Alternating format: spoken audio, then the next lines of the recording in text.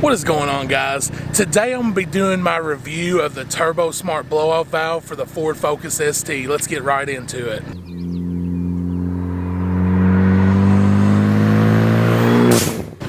So if you're new here, my name is Brian, and this is Gengar, my 2018 Ford Focus ST. I've had this car a little over a year now, and it's full bolt-ons with a custom tune from Panda Motorworks. So I'm going to start a new series today. I'm going to start reviewing every modification I've done to this car, and I'm going to start with all the bolt-on stuff. So today we're starting out with the TurboSmart blow-off valve. And guys, before we get into it, if you want or need to purchase any kind of parts, visit www.pandamotorworks.com. Use code BLEWIS to save yourself some money just like I did.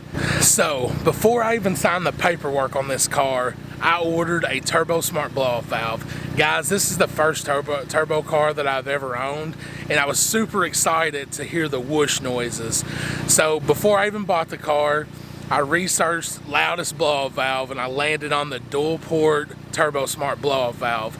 Now, the TurboSmart blow-off valve is the best of both worlds. It's actually a bypass valve and a blow-off valve at the same time.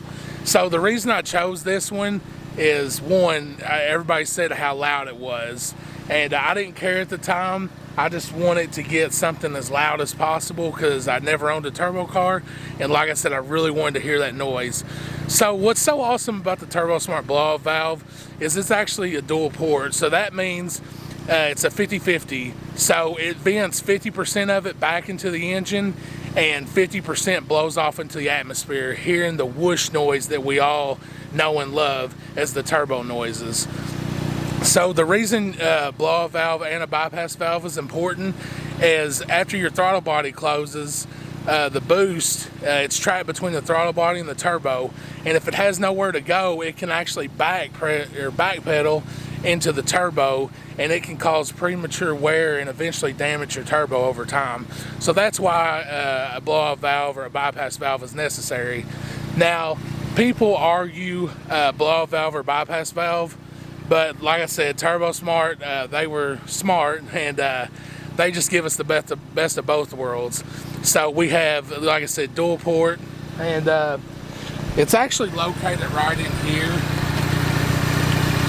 It's behind the wheel in this fender wheel. If you want to see me install this, I'll link the card right here. I couldn't wait to install this thing. I really wanted to hear the whoosh noises of the turbo, so I just did it at home on the garage floor. The installation video isn't that in-depth, but I still show you, and I'll show some clips of it right here so you can see exactly where this thing's located.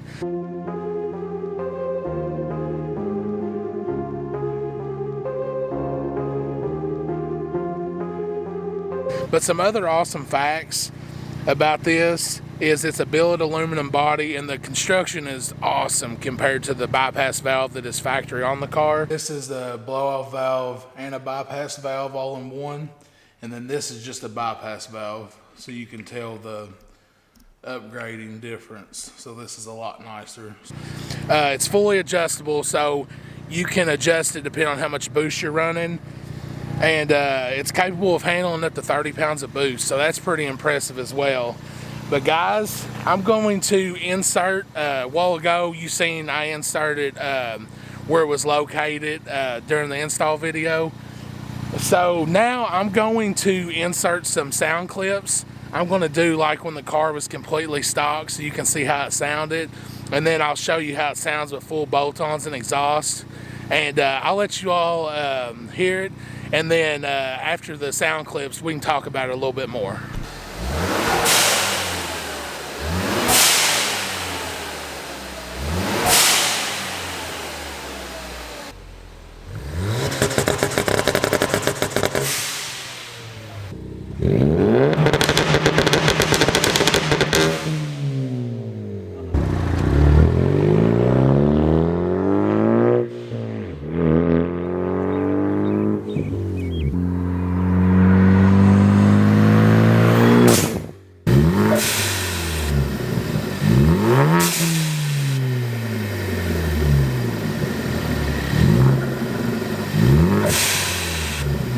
All right, hopefully I entered enough sound clips for you all. I really like it. So when I first put it on, that was the only modification I had done to this car.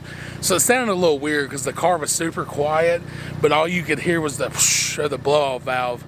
And when I would get on the parkway, I would set the cruise, and if I was going up a hill and you know, the car had to adjust its speed to keep where I had the cruise set, the blow-off valve would just go psh, psh, psh, psh. It would just keep blowing off going down the parkway. That's all you could hear, and I just thought it was hilarious. But so I would say I highly recommend this blow-off valve, by the way. I love it. The noise never gets old to me. But I will say, if I had kept the car all stock and just had that blow-off valve on there, I would have probably got tired of it after a while, because the exhaust and the cold air intake and stuff, all that stuff goes together and it makes everything sound incredible. So if the car was just super quiet with that blow-off valve, I'm sure after a while it would have started to get old. So I'll tell you, if you plan on modifying your car, like exhaust and stuff, which chances are if you're watching this video you're going to anyways, but if you just get the car and you don't plan on doing exhaust or stuff, I really probably wouldn't recommend this blow-off valve. It would be really cool at first, but it would probably get on your nerves after a while. But with full bolt-ons and stuff, it's not as noticeable, but it just, like I said, it goes together with the loud exhaust and all that. So at the time of filming this video, this blow-off valve is $174.95 on Panda Motor Works.